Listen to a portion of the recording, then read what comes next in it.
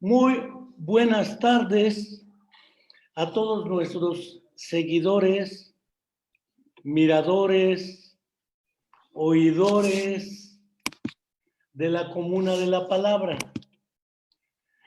Nuevamente, como cada semana hacemos, tenemos un programa dedicado esta ocasión a dos planteamientos que un colega de los Estados Unidos, el doctor Ted Judd, ha realizado a propósito de la neuropsicoterapia y de la rehabilitación basada en la comunidad.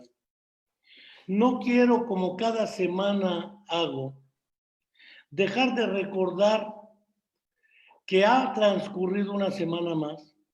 Prácticamente estamos a unos días de terminar el mes de junio, entrar a julio, acercarnos galopando a otro septiembre y un año más de la desaparición forzada de los 43 jóvenes estudiantes de la Escuela Normal Rural Raúl Isidro Burgos de Ayotzinapa de Guerrero, en Tixla de Guerrero, y aún el Estado mexicano y el gobierno que lo encarna, representado por el licenciado Andrés Manuel López Obrador y su equipo de la 4T, no han aún dado una explicación creíble y verosímil sobre este hecho inadmisible que es prácticamente un crimen de lesa humanidad como crimen de Estado cometido por el gobierno en ese entonces de Enrique Peña Nieto, pero que la deuda no es de Enrique Peña Nieto, sino del Estado y gobierno mexicano. No quiero dejar de enviar también un fraterno saludo a Angélica, mamá de Viridiana Anaid, estudiante de nuestra Facultad de Psicología desaparecida ya hace más de 7 años, y su pareja asesinada impunemente. Hoy queremos aquí nuevamente enviarle un fraterno saludo y un abrazo a Angélica, su mamá, y decirle que no está sola, que seguimos esperando a Viridiana. No quiero dejar de agradecer a quienes desde el País Vasco, desde Madrid, Barcelona, probablemente el doctor Jordi Peña Casanova, el doctor Juan Carlos Arango Lasprilla, Fernando Diego Rivera, el doctor Jesús María Cortés. No quiero dejar de saludar a quienes nos siguen en Argentina, en Chile, en Perú, Bolivia, Colombia, Puerto Rico y en diferentes entidades de nuestra República Mexicana.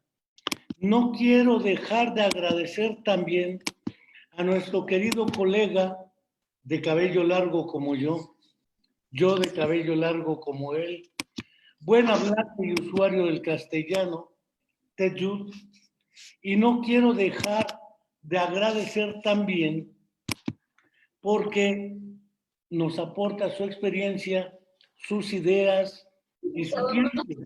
En este sentido, agradezco al doctor Ted Judd, a quien hubimos conocido hace ya varios tiempos y que nos...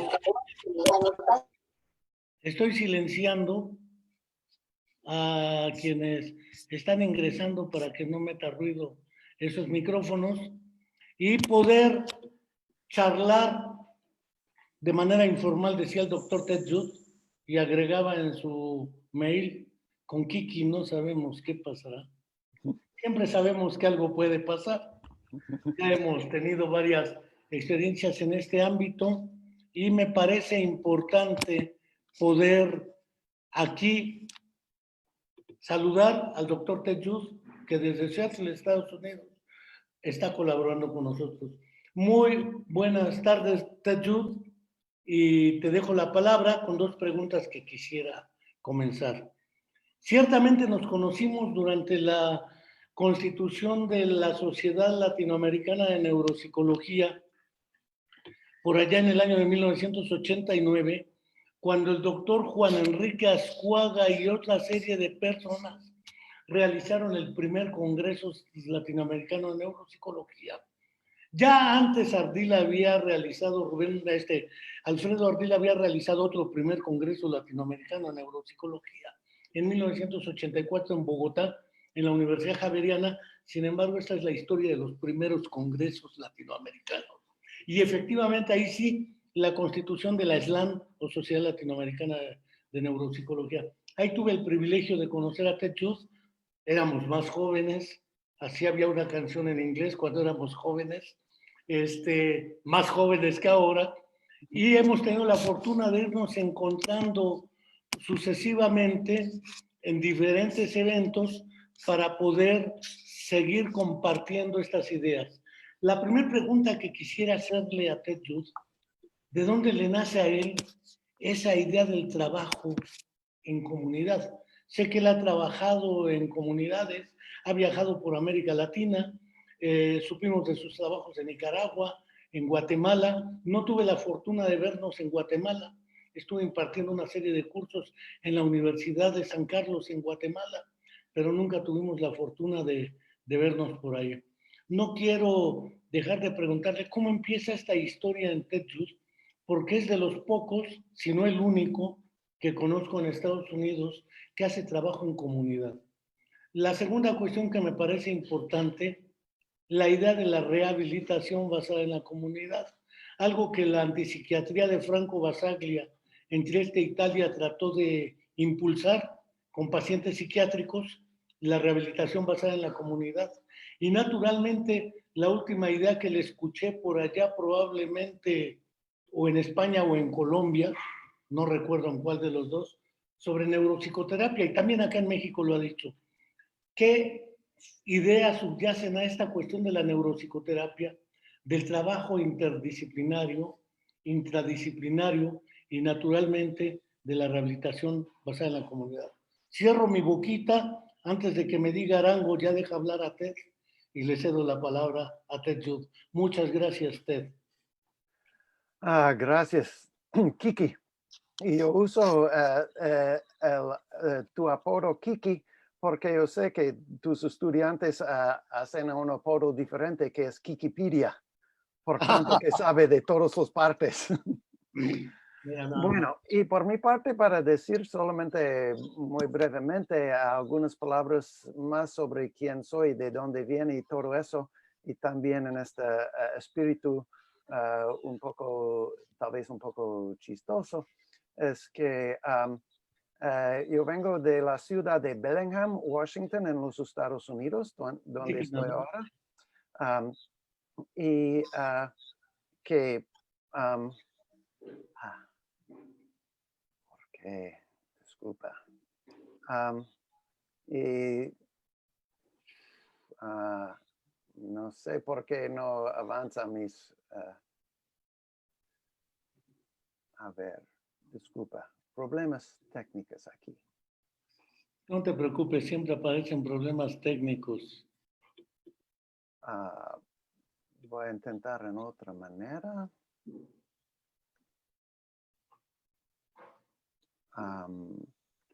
Tal vez tengo que avanzar así, no sé.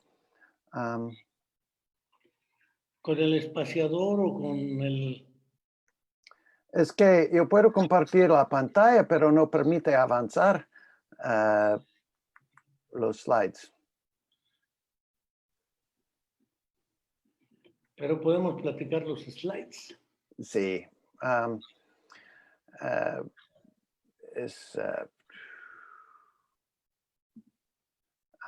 ver si yo puedo compartir en esta manera en lugar de esto.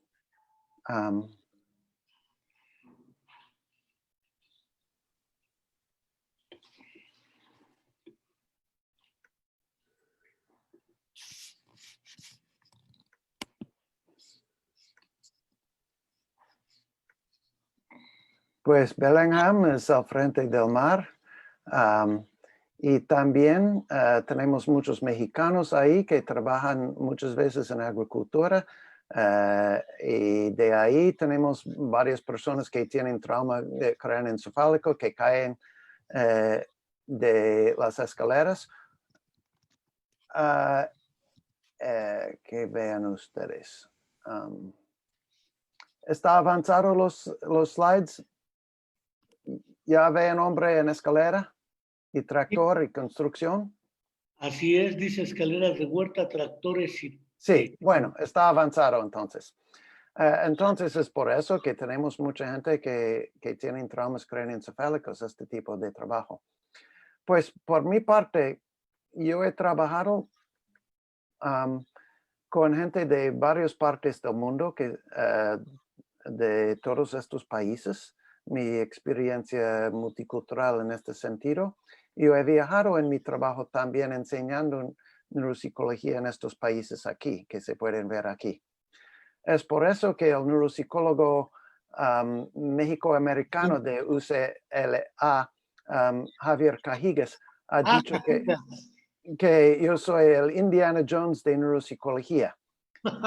Y si es así, entonces yo voy a aceptar eso. Bueno, pero para pasar de aquí a algo más en serio, yo quiero comenzar con un cuento breve. David, un gringo y trabajador de salud, estaba de visita en un pueblo rural en las montañas de Sinaloa, en México, cuando un señor lo invitó a su casa a conocer a su hijo Pepe, 13 años, que nunca había caminado porque tuvo polio como bebé. Y David preguntó si ellos han tratado muletas para ver si él podría caminar. Y el padre dice, pues señor, no, es muy costoso, no podemos ir a la ciudad para seguir eso. Entonces, David miró alrededor de la casa y él preguntó si él podría prestar machete. Y con esto él cortó algunas ramas y él hizo muletas improvisadas así. Pero el papá dice, pero estos no van a servir, estos no van a servir. Y David está, ¿por qué no? ¿Por qué no? Pero resulta que sí. Y cuando Pepe él intentó, se rompieron bajo de su peso las muletas. Qué lástima. Pero en este momento, el padre tomó el machete y cortó ramas de jutamo, una especie de madera más apropiada, fuerte pero liviana, que serviría bien para muletas. Y siguiendo el modelo de David, él hizo muletas funcionales que sirvieron.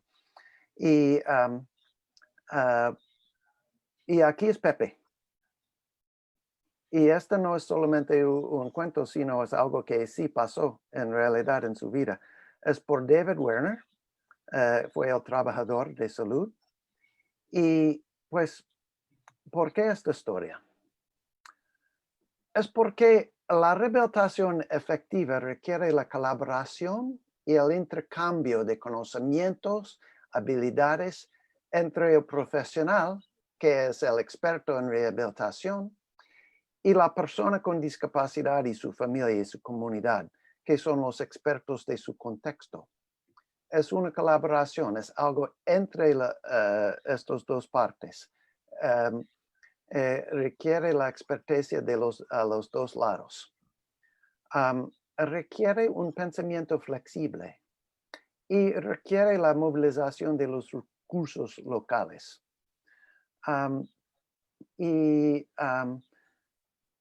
Esto es algo del tema de rehabilitación basada en la comunidad. Es la idea de la colaboración. La rehabilitación como una colaboración entre los expertos y las personas que son expertos de su comunidad, su familia, sus necesidades, sus metas, sus deseos, sus sueños. Por una colaboración, una manera de resolver problemas juntos, intentamos llegar a un resultado favorable a todos. Bueno, este es un cuento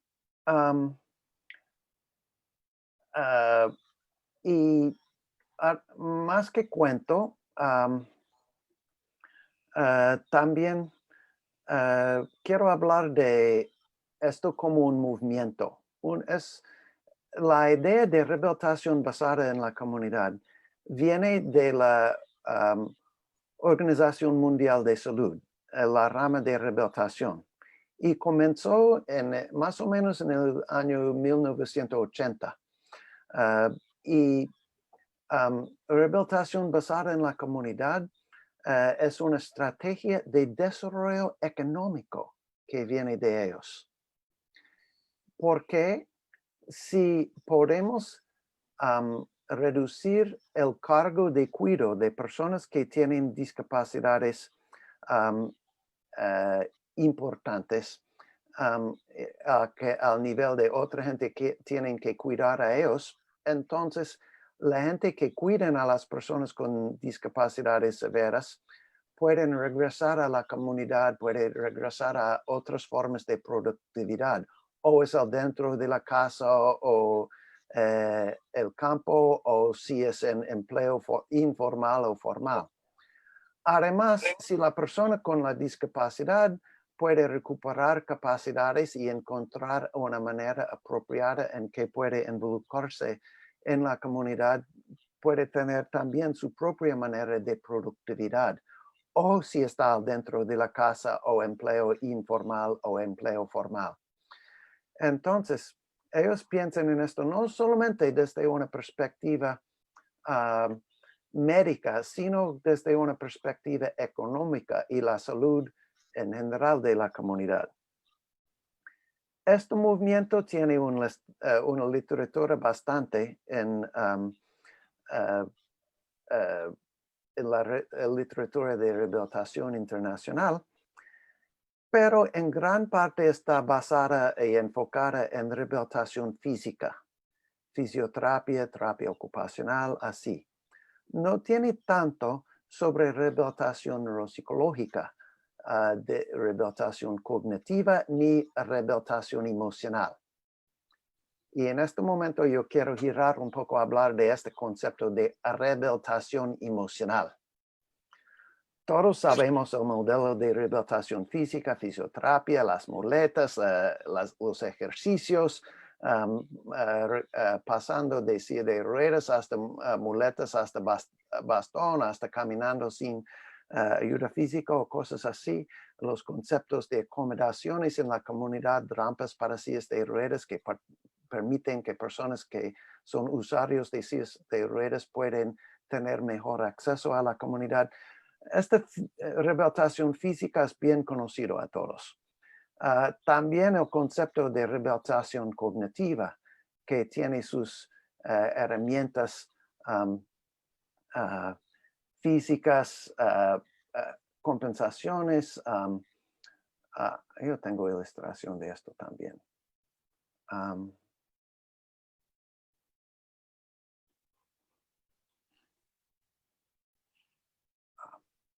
Dame un momento.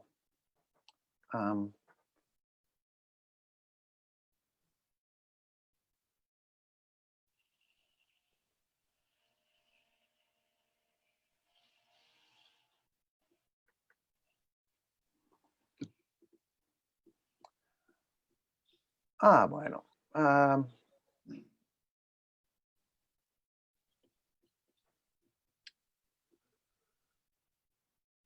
Esto. Sabemos qué es rehabilitación física y dentro de rehabilitación tenemos estrategias de restauración, es decir, los ejercicios que permiten que la persona pueda hacer cosas que no podría hacer antes de eso, antes de los ejercicios. Si esto no funciona y sirve, entonces tenemos compensaciones. Compensaciones son herramientas que son propiedad de la persona que tiene la discapacidad, que permite que la persona con la discapacidad puede funcionar aunque tiene discapacidad. Y la andadera, si es de ruedas, muletas, son compensaciones a nivel físico. Acomodaciones son cosas como rampas que la sociedad hace, que hacemos en el ambiente, que permite que personas con discapacidades pueden participar en la comunidad. Cuando pasamos al campo cognitivo, tenemos mismo concepto. Restauración son ejercicios, a veces por computadora, a veces por lápiz y papel y otras maneras que permite que la persona pueda funcionar mejor. Compensaciones son herramientas personales, como teléfono celular que tiene sus alarmas, sus calendarios, sus listas, sus cosas para hacer, sus fotos, todas las herramientas que usamos para ayuda a procesos cognitivos que faltan. Acomodaciones son cosas que hacen otra gente para ayudar los procesos cognitivos de la persona, como reducción de ruidos y otras distracciones y cosas de este tipo. Bueno, y de ahí podemos pasar a un concepto de rehabilitación emocional. Y hablando de esto desde una perspectiva de colaboración, esto no fue mi idea. Esta idea de rehabilitación emocional vino de una persona con un trauma craneoencefálico en una reunión de apoyo mutuo de personas con trauma craneoencefálico que dijo que necesitamos rehabilitación emocional. Tenemos cerebros discapacitados, dañados, que las funciones emocionales no pasan lo mismo como antes. Entonces necesitamos rehabilitar nuestros procesos emocionales. Esto es uno de los conceptos fundamentales de neuropsicoterapia. Y aquí podemos ver un hombre que está haciendo ejercicio de su autocontrol de sus impulsos en un proceso de restauración de su autocontrol. Si no, se puede usar una compensación en la forma de un plan de manejo de su enojo, una lista de cómo compensar por su irritabilidad, su enojo impulsivo que viene por su trauma craneoencefálico, o acomodaciones. Otra gente que dan dirección y dice, usted tiene que tomar tiempo aparte por un rato para descansar y calmarse y controlar su irritabilidad. Esta sería una acomodación cuando otra gente dan direcciones en eso. Entonces aquí podemos ver estos conceptos de rehabilitación física, cognitiva y emocional. La rehabilitación basada en la comunidad, según la Organización Mundial de Salud, está enfocado sobre todo en rehabilitación física. Pero nuestro plan, nuestro modelo, toca también a cognitiva y emocional. ¿Cómo realizar eso? Entonces, pues,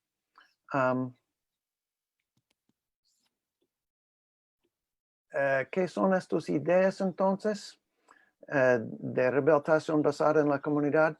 Pues podemos tener rehabilitación en el hospital y es una etapa muy importante de la rehabilitación para alguien especialmente que tiene una lesión agudo, como un trauma craneoencefálico, derrame, anoxia, encefalitis tóxico.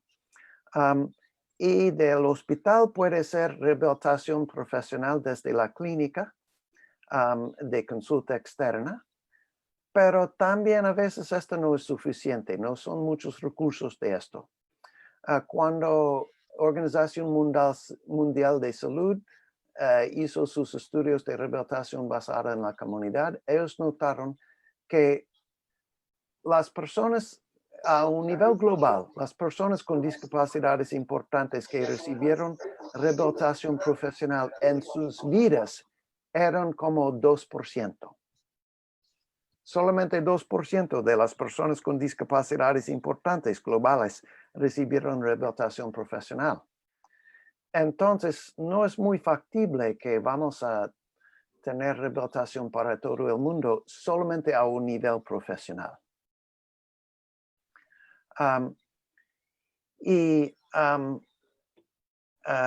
Por eso tenemos que pensar en otras estrategias. Y Otras estrategias basadas en la comunidad es utilizar la gente que son los rehabilitadores naturales de la comunidad. Buscamos la gente alrededor de la persona con discapacidad que son naturales en esto, que tienen la capacidad de ayudar. Y los profesionales pueden educarlos, apoyarlos, dar dirección en una manera colaborativa, cómo realizar rehabilitación. Puede elegir cuándo una estrategia de restauración es más apropiada, cuándo una compensación, cuándo una acomodación. Puede hacer educación a los alrededores de aceptación, reducción de estigma, y que los otros apoyan a un nivel apropiado.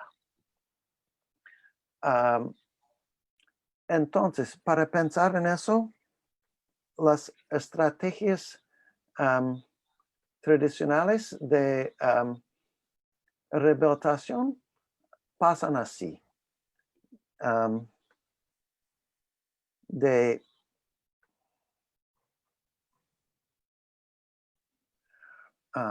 Disculpa, error.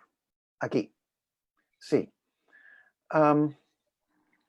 Alguien que tiene una deficiencia en su cuerpo, si podemos hacer restauración, esto mejor. Este es al nivel biológico.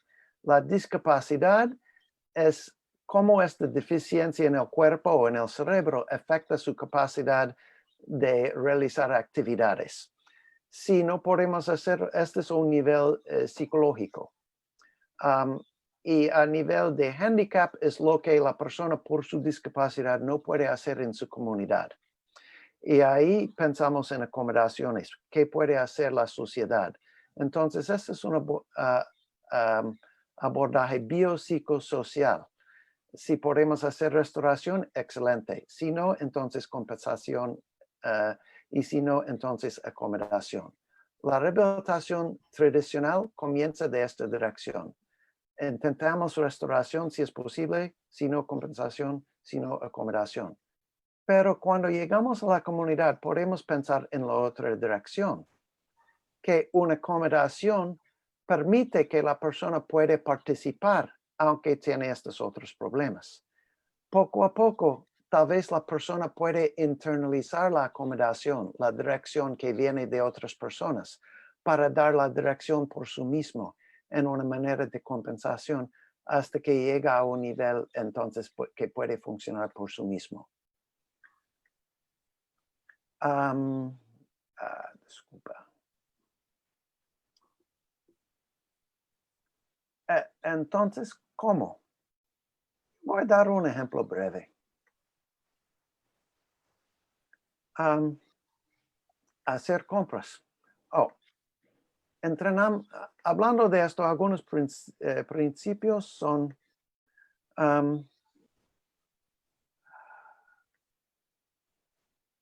usar la zona de recuperación. De Vygotsky viene la idea de zona de desarrollo próximo del niño. Y Cicerone y Tupper han transformado esta zona de recuperación en alguien que tiene una lesión aguda. Una actividad muy fácil que la persona puede realizar más o menos independiente no está en su zona de recuperación. Tal vez se puede desarrollar algo más de facilidad con la actividad, pero probablemente no es el nivel de mejorar sus capacidades. La cosa muy difícil tampoco es apropiado para como zona de recuperación. Es frustración, la persona la persona no puede hacerlo o solamente con mucha ayuda intenta a este nivel, es desilusionado, deprimida. Pero la zona de recuperación es la cosa que la persona puede hacer con un poco de ayuda, con un poco de guía. Es un desafío para la persona, pero puede tener logros. Y esta es la zona de recuperación. Eso es un modelo que intentamos enseñar a la familia, a los ayudantes en la comunidad, los maestros, a veces los compañeros de trabajo o jefes de trabajo. Entonces, esto es una idea de zona de recuperación que puede servir por eso. Esta es otra manera para decir la misma cosa.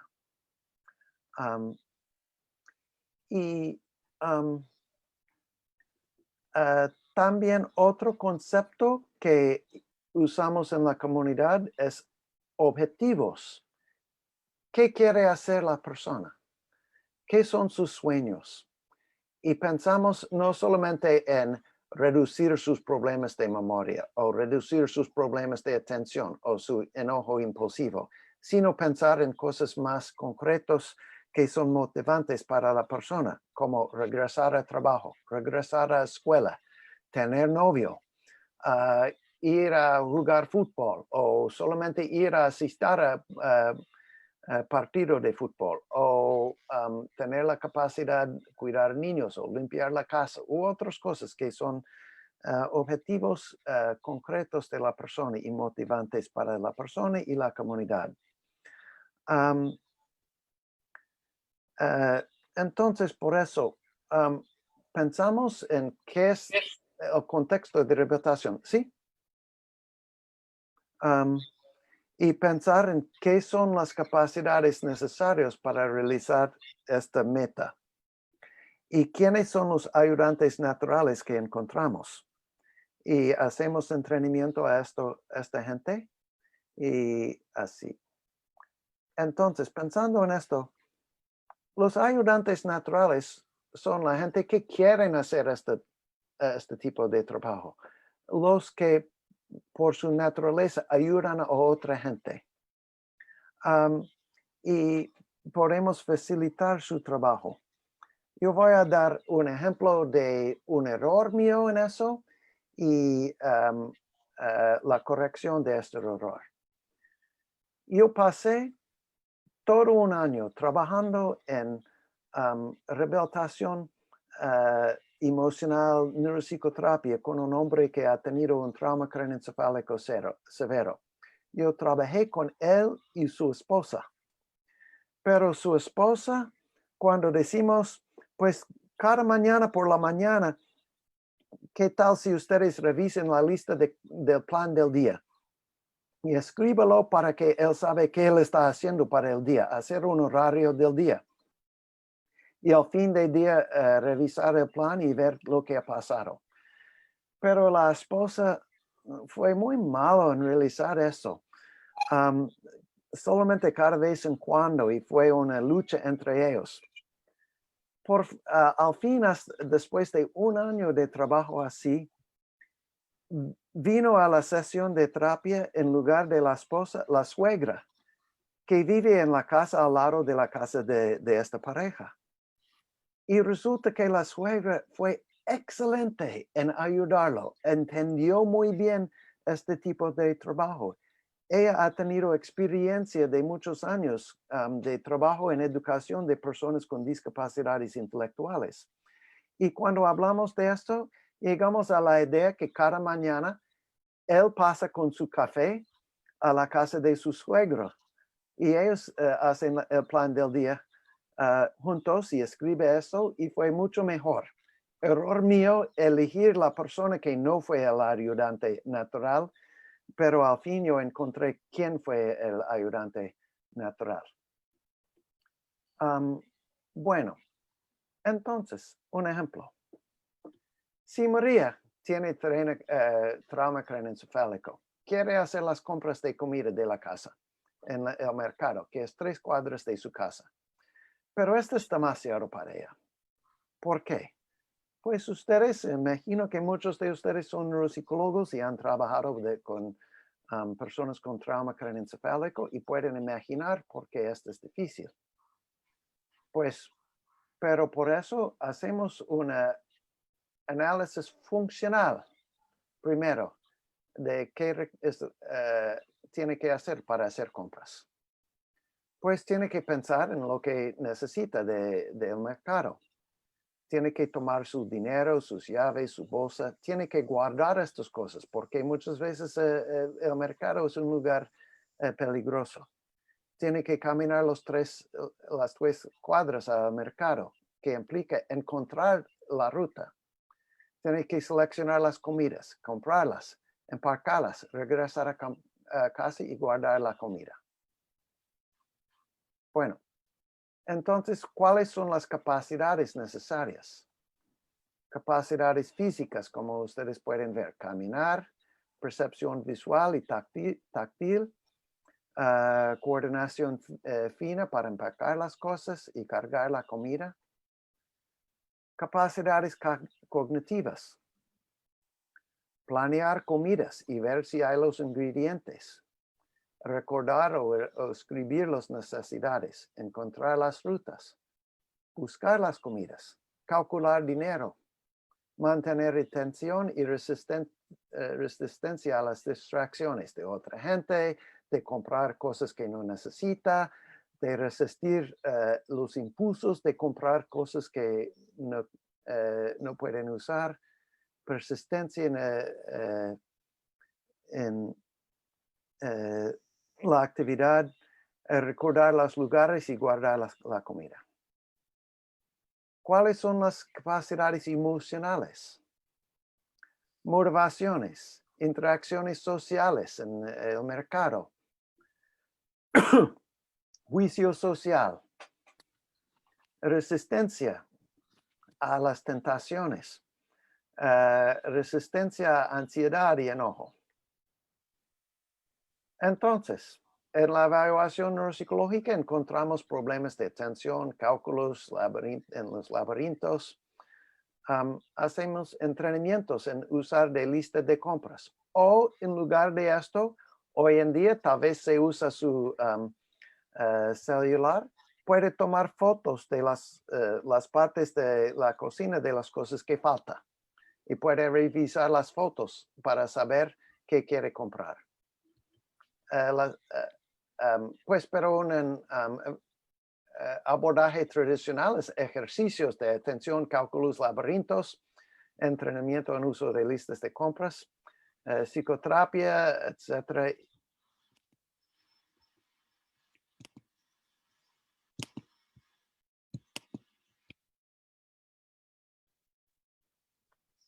¿Ya estamos otra vez? Ya estamos. Bueno.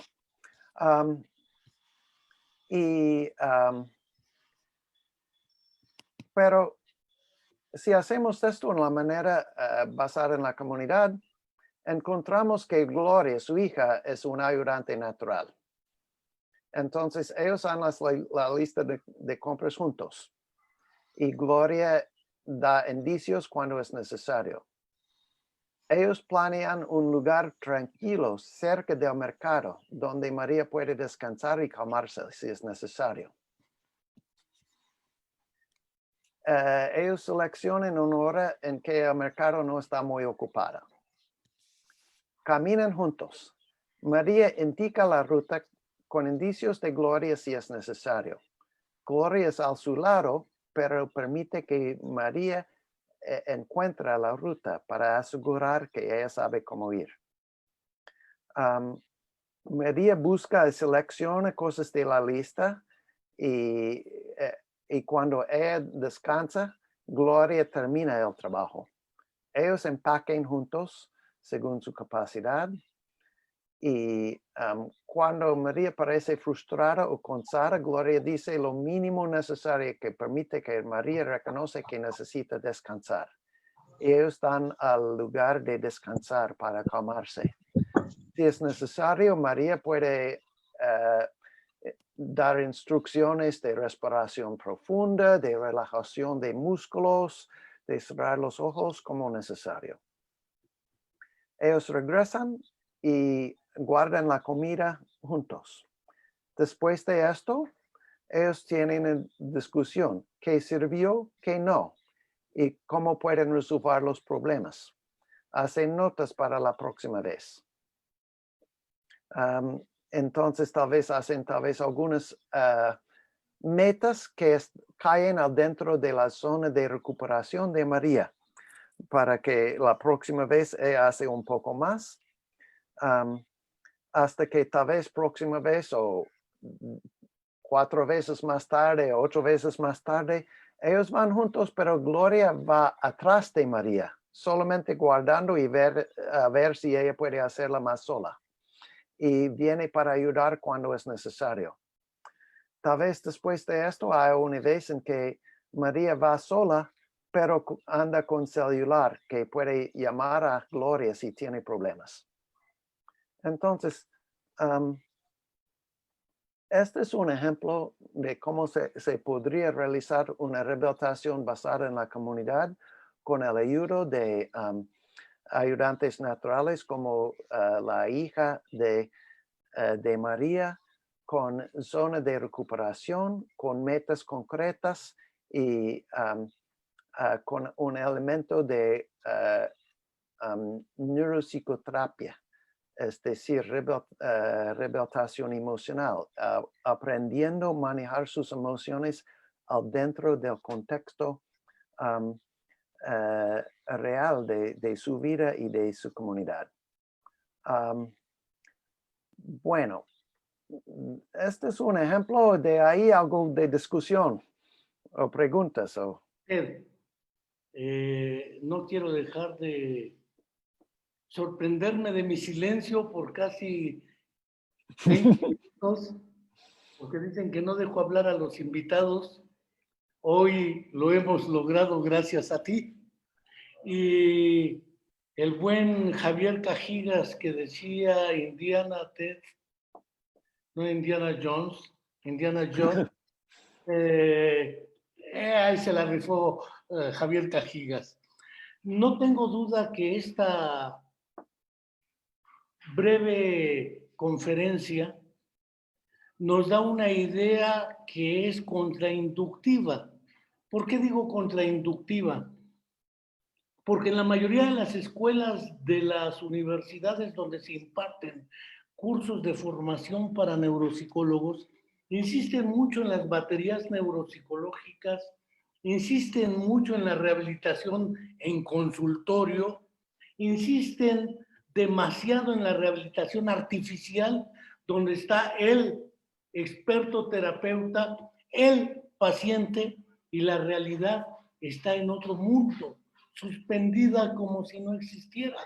Esto es contrainductivo contra lo que nos enseñan en las escuelas. Y sin embargo, parece que esto que planteas tiene mucho más anclaje en la realidad viva. Pensar en usuarios de Mixteco, por ejemplo, experiencia que tienes tú y de la cual ya comentamos alguna vez. Si yo tengo un paciente de la región mixteca que por una herida de bala de izquierda a derecha, frontal y prefrontal, lo único que tiene es que quiere tener actividad sexual todos los días a todas horas con su joven esposa de 23 años frente a su mamá, frente a la suegra, en la calle, en el restaurante, sin importarle a la gente ni el qué dirán. No es lo mismo que vaya al hospital, al consultorio o ahora con telerehabilitación, dada la nueva tecnología, y volvemos a suspender esta realidad objetiva que existe. Otra es la lengua y el pensamiento indígena, por ejemplo, porque si no lo incluyo dentro de esta estructura, toda nuestra formación formal y académica centrada en baterías neuropsicológicas, en técnicas neuropsicológicas, dicen, basadas en evidencias, nos olvidamos de que la evidencia está más allá de la realidad. Y creo que lo que nos has expuesto nos vuelve a plantar con los pies en la tierra, en la realidad. Yo pensaría que la suegra es el menos indicativo de los casos de cuidador primario o de apoyo natural. Y resulta que la suegra fue el mejor cuando la suegra ha sido menospreciada culturalmente en muchos entornos.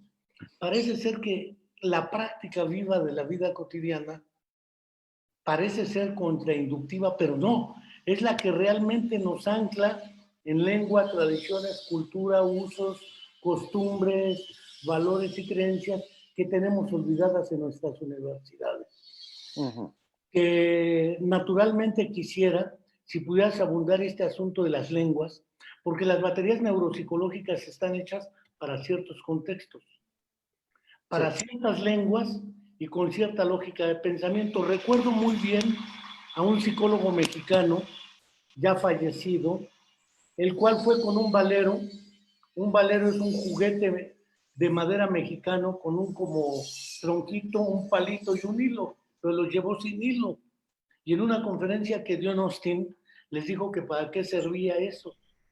Y le dijeron que no sabían. Dijeron, pues ustedes son retrasados mentales. Porque en México cualquier indígena sabe que se llama valero y para qué sirve.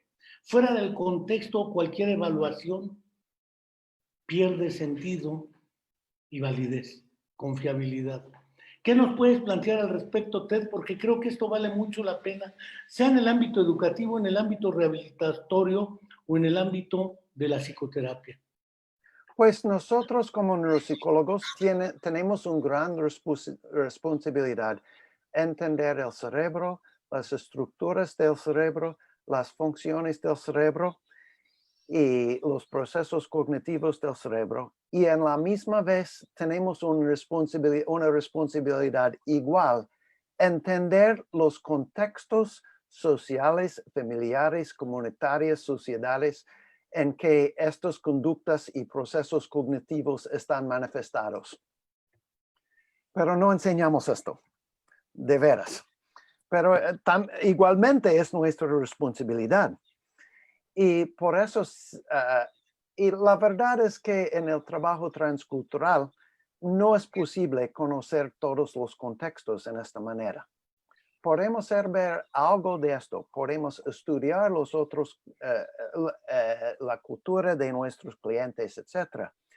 Pero cuando sabemos algo de cultura de la persona, no podemos utilizar esto como estereotipo de la persona, sino como hipótesis sobre el contexto de la persona.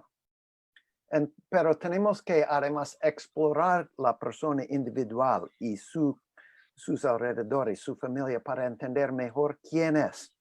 Y en eso preciso, cuando habla de alguien mixteco con esta bala de los lóbulos frontales con desinhibición así, comenzando con algo así, ya sabemos el cerebro, sabemos lo que es la desinhibición, etcétera, etcétera. Primer lugar, para comenzar una neuropsicoterapia con alguien así es encontrar para quién él tiene respeto. ¿Quién tiene autoridad con él? Pues muchas veces la asunción de psicoterapia convencional es que el psicoterapeuta tiene autoridad con el cliente, pero a veces no es así. Pero tal vez es el abuelo o el tío, no sabemos. En el caso mío fue la suegra que yo mencioné. Pero tenemos que explorar y encontrar quién tiene esta autoridad y la capacidad así. Entonces, tal vez es el curandero de la comunidad, el sacerdote, no sé. Tenemos que preguntar de la persona y de sus familiares y tal vez trabajar con esta persona y decir, pues usted tiene por lo que sabemos él necesita este tipo de guía. Usted puede ayudarnos, podemos colaborar en guiarlo para mejorar su vida, para él puede evitar llegar a cárcel con este tipo de conducta. Entonces, esto por mi parte sería el lugar de comenzar con alguien así, pero es una hipótesis. No sabemos quién es la autoridad que puede realizar este tipo de trabajo en colaboración con nosotros. Y de veras, alguien con una lesión así, a veces no podemos hacer suficiente, porque a veces esto es muy, muy severo. Pero si tenemos y tal vez podemos hacerlo con ayuda de medicamentos. Este es no nosotros preciso, pero en colaboración con los médicos, algo que puede ser parte del proceso. Pero si él no quiere tomar el medicamento, no sirve por nada. Tal vez es que el abuelo o el sacerdote tiene que decir, tiene que tomar el medicamento. Tenemos que colaborar en esto y pensar en dónde viene el poder, dónde viene la rehabilitación, cómo podemos controlar el ambiente de esta persona que no llega a estas situaciones de peligro, de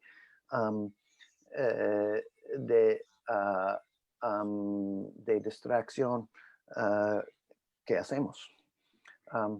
Creo que ha entrado Orlando, al cual le mandamos unos saludos, porque él es mixteco y él sabe de la mixteca precisamente, Orlando.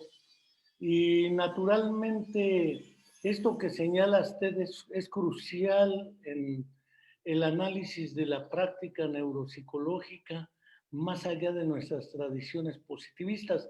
Le preguntaba al doctor Antonio Puente, conocido también tuyo, expresidente de APA, ¿por qué la APA no ha tomado en su exacta dimensión esta cuestión transcultural o intercultural en el ámbito de la formación de los nuevos profesionales de la neuropsicología? Porque la mayoría de quienes se forman en ese campo lo que reciben son, bajo el supuesto de la eficiencia, la calidad, los puntos, las publicaciones, los perfiles deseables, las evidencias y toda esa basura que nos suelen vender mediáticamente.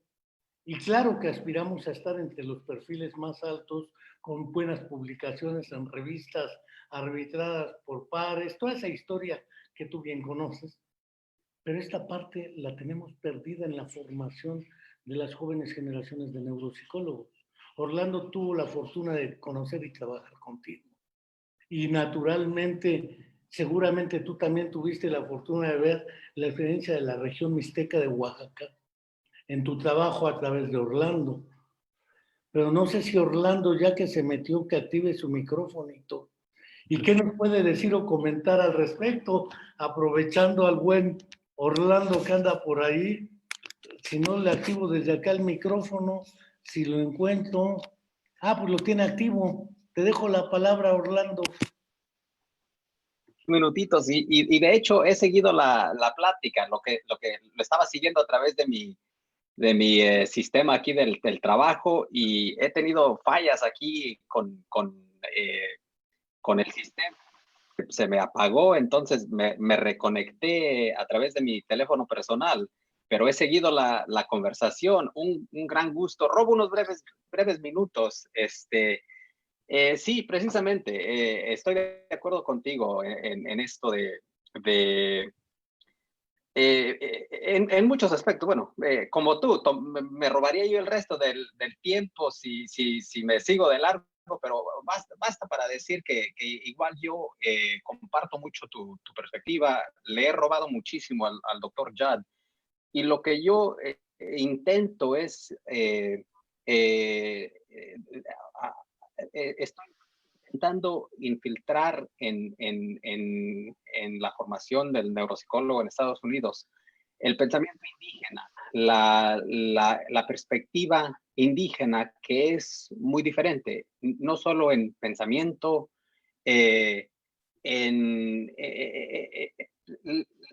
para realmente entender la conducta humana. Es que el ámbito de neuropsicología expanda sus parámetros y especialmente en este momento, por lo menos parcialmente tengo la dicha de decirte que creo que se está viendo movimiento en nuestras organizaciones, creo que la rama o nuestro ámbito de neuropsicología se está movilizando y está poniendo en movimiento iniciativas para por lo menos explorar y está, yo como indígena en el ámbito, sí estoy de bienvenida, de oportunidad, de hablar acerca de pensamientos indígenas, ¿no? a nivel de formación, a nivel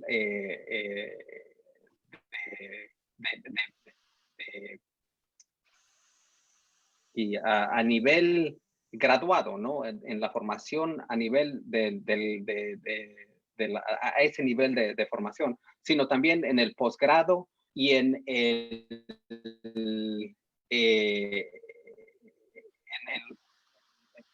de lo que llaman el interno, ¿no? O la residencia. En fin, bueno, me puedo seguir, pero los puntos que me gustaría decir es que sí, efectivamente, orgullosamente mixteco, ya invitamos al doctor Ted a la comunidad mixteca, a través del doctor Ted y con otras organizaciones estamos trabajando para el pensamiento indígena en el ámbito de neuropsicología y estamos iniciando, entonces creo que van a haber muchos cambios.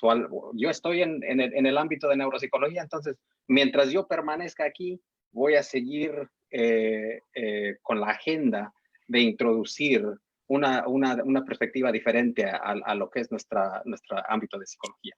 Te devuelvo la palabra. Un gusto, un abrazo virtual y pues aquí estamos. Pues me parece perfecto, Orlando y Ted.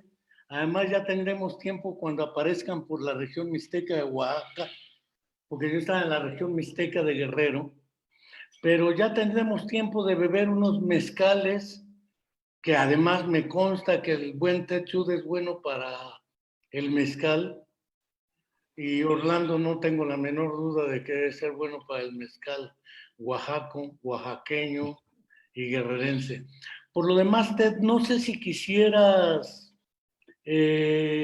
cerrar esta sesión que ya lleva prácticamente una hora con un mensaje a nuestros seguidores, tanto en Zoom, que por lo demás no lo grabé, pero se grabó en el Facebook. De ahí lo recuperaremos y lo colocaremos en nuestra página, en nuestro canal de YouTube de la Comuna de la Palabra. Y naturalmente invitamos a todos aquellos que lo deseen suscribirse a nuestro canal de YouTube La Comuna de la Palabra, porque ahí tenemos ya más de 125 programas consecutivos semanalmente sobre temas diversos, pero entre ellos de neuropsicología, y seguiremos con esto. Y no sé qué nos quiera decir el buen doctor Indiana Jazz. Bueno, regresando a este concepto, yo voy a regresar al mencionado Javier Cajigas por una idea suya. Para terminar esto, creo.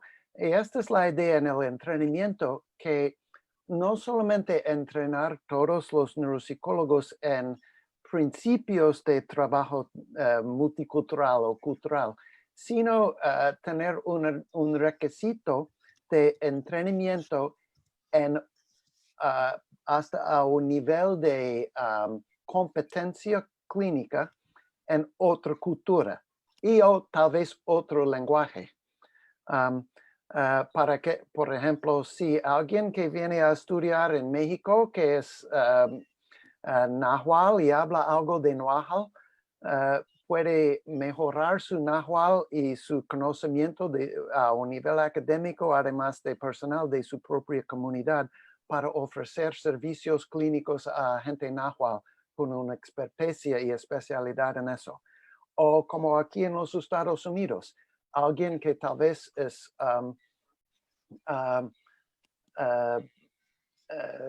que viene de Irán y habla el idioma farsi, que estudia su propia población y su propio idioma hasta que sería especialista en esto.